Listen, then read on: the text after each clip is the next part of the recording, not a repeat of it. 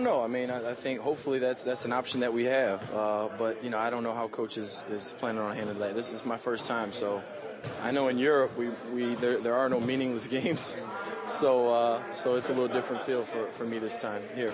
Kind of crazy to know that there's actually 6 possible teams that you could face in the first round of the playoffs, depending on where you fall and where they fall. Yeah, I haven't done the math, or we'll just see what happens in a couple games. You don't care who you play?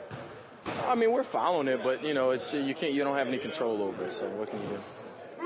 Has Sam changed over the course of the year in terms of the way he coaches, the way he communicates, anything like that, or is he kind of stuck to same principles, same goals since day one?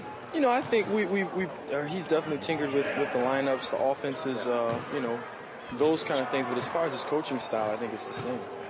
And has it basically been the same for the players then too, other than having to do minor adjustments, like you say with the roster? It's been the same type of thing? Yeah, it's been the same mentality, same workman mentality, coming in and getting your work in, and defensively it's the same.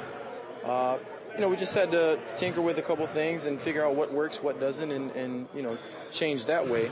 As far as his coaching style with relating to the players and talks in the locker room, things like that, those are some. The way this team has played all year, and the unselfishness and the passing, the movement and the offense, everything else, based on where you've been, what you've seen, even as a fan, is that a rarity in basketball, period?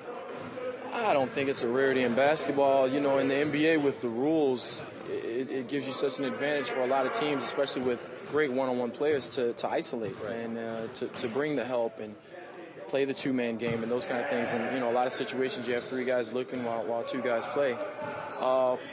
But that's not the case here for the most part. And we move the ball. It's fun to watch, but I think it's even more fun to be a part of as a player.